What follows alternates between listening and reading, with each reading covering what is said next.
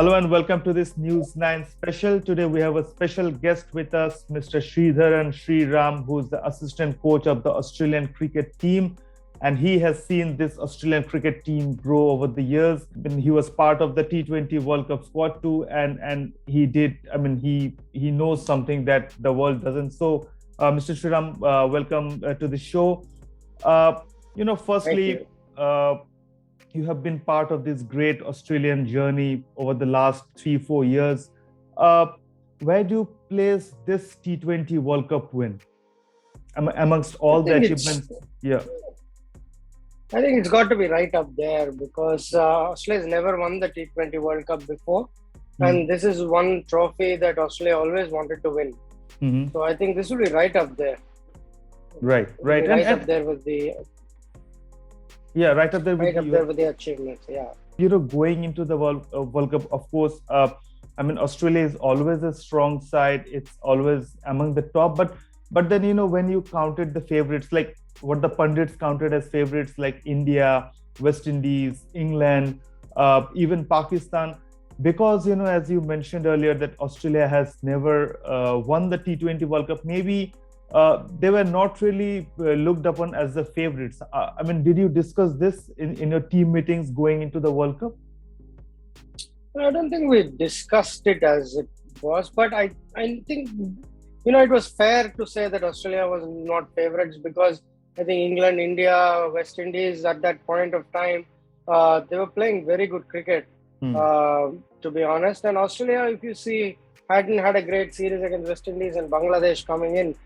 The fact was that we missed a lot of players, players like Warner, Smith, Finch, Cummins, Maxwell. They weren't part of the last two series. But given Australia's form in the last 6 to 8 months leading in, definitely Australia were not favourites, and that was fair. I think one thing that gave us real clarity after the England game was we needed to play 7 batsmen and 4 bowlers.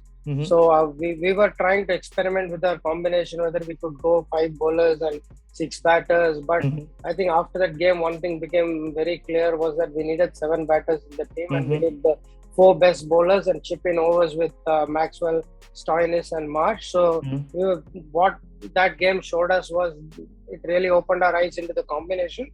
And the other thing that got us going was how we approach chasing targets. So we got to be really aggressive up top and we got to come out all guns blazing like the way Butler did against us. So I think that sparked a sort of a fire within, say, Finch or a Warner when we chased down in the next game against Bangladesh.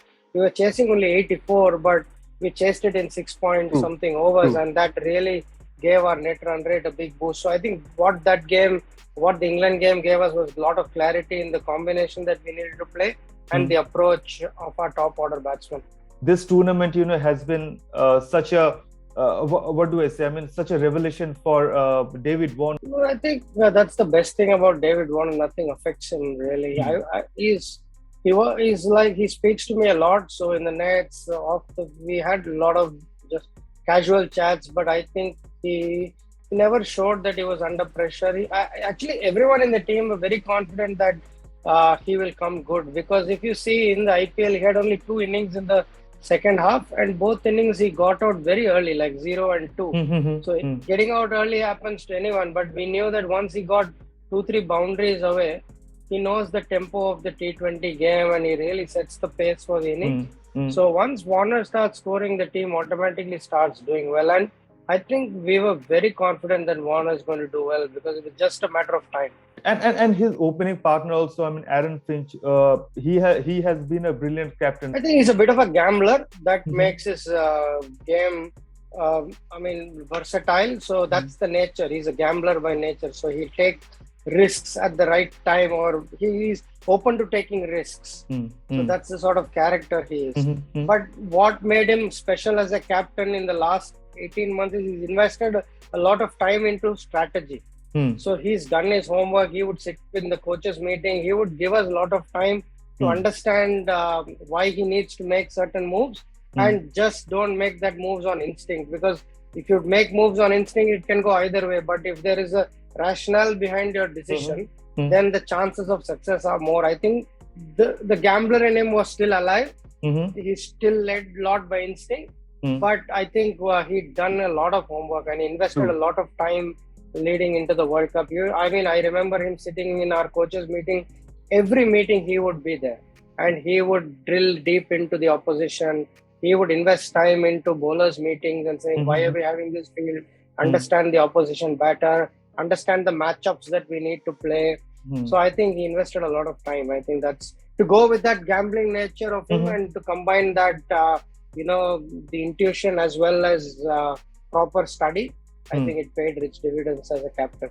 Mitchell Marsh, number 3 batter. I mean, he really surprised everybody, right? I mean, the way he performed in the final and the matches before that. But I think he's been doing that role since the West Indies tour. So he had been given sufficient notice that he was going to do that role. I think Justin Langer saw that merit in that because he's a good player of fast bowling. He's got the power. He's played Test cricket, so he can play quality pace.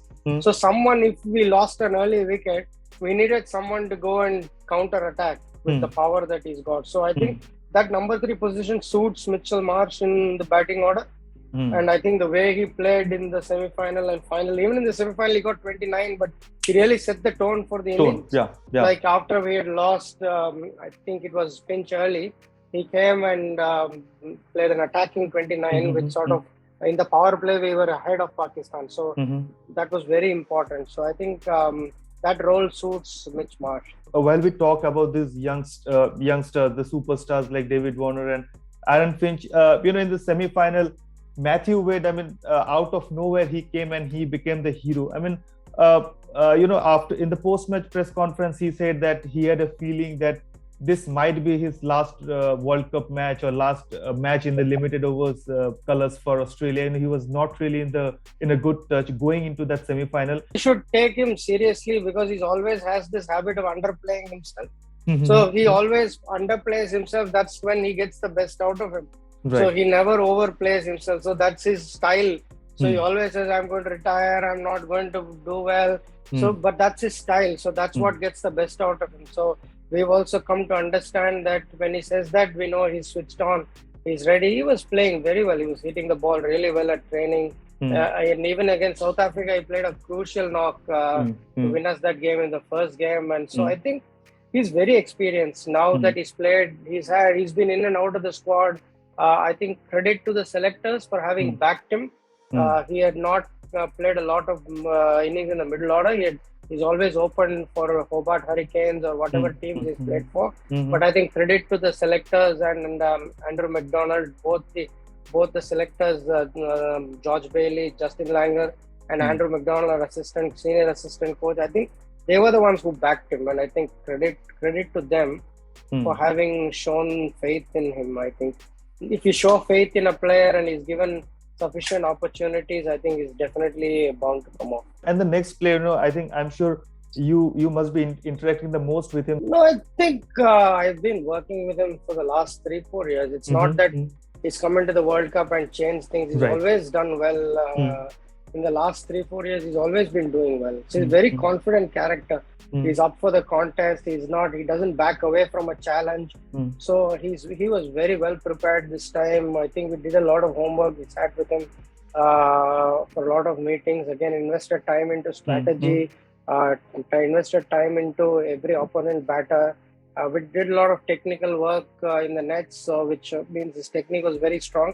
I think for a spinner to have a strong technique going into a tournament like this is very important because you're always under pressure and you might have 1 or 2 bad games, but what really holds you in good stead is your technique.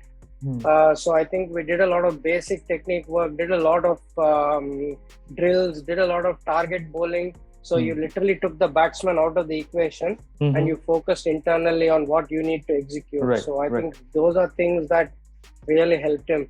I think it's his temperament and he always has this knack of getting big players out. He got a Guptill in the final, Babar Azam in the semi-final. He's got Kohli 7 times. He's got Williamson 5 times. So he's always had this knack of getting the big player in the opposition out. So that's because of his temperament. I think he's very confident of his abilities. So I think that shows up, and he's a fighter by nature. So I think more than anything else, I think it is character and temperament under pressure. T20 World Cup is over and the Ashes is coming up.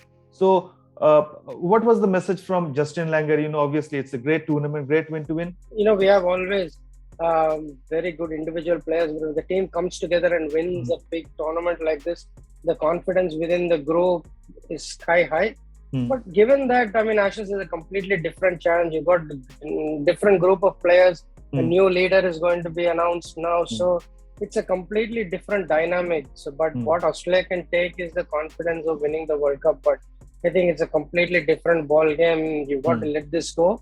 Although we can hang on to the glory of winning the World Cup and nobody can take that away from us. But I think it's a fresh start when it comes to the Ashes, and England will be very well prepared. They've been in Australia for the last nearly 1 month acclimatizing. So make no mistakes, they'll be ready for the contest, and Australia have a good challenge. Given home conditions, Australia knows home conditions very well.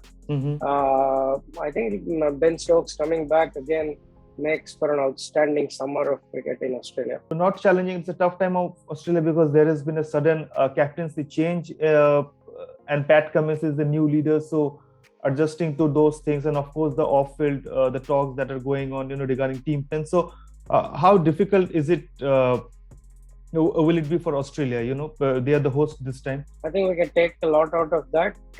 What happened to Tim Payne is extremely disappointing, and I feel sorry that the entire saga had to be played out the way it has.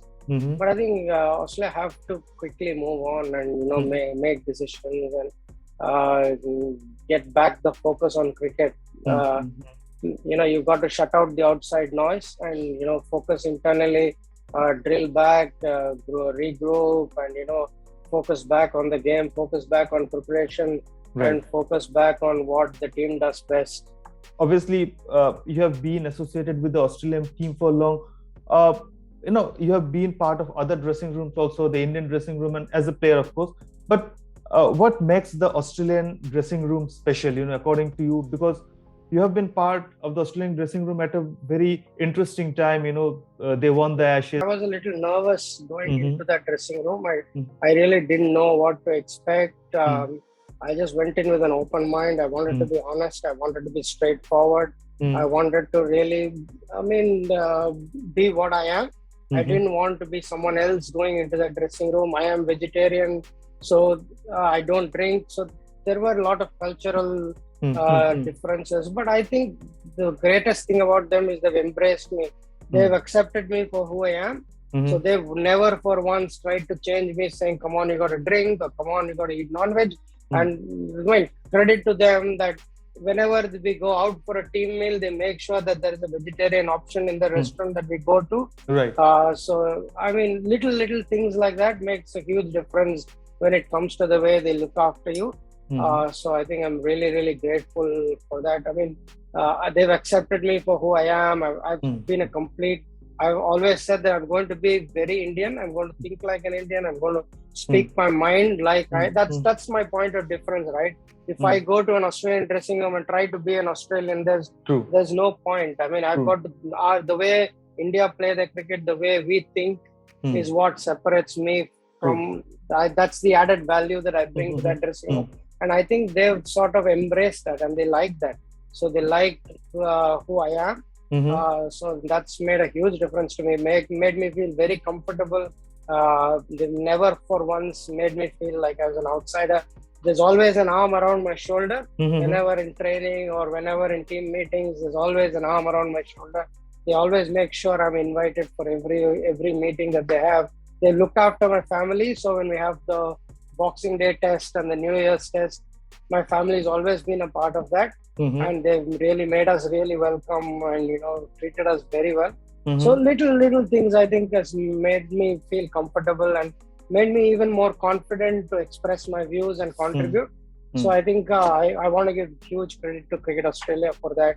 My coach Justin Langer, I think he's been phenomenal. The rapport I have with him, I can literally say anything to him at any time. And he knows that if I say something, I would definitely have done my homework and I won't just speak for the sake of saying something. Mhm. So he knows that I would have, and he really trusts me. So he trusts my word on and values my opinion. So very, very little things, Hmm. but gives me huge confidence to go in that dressing room and be myself.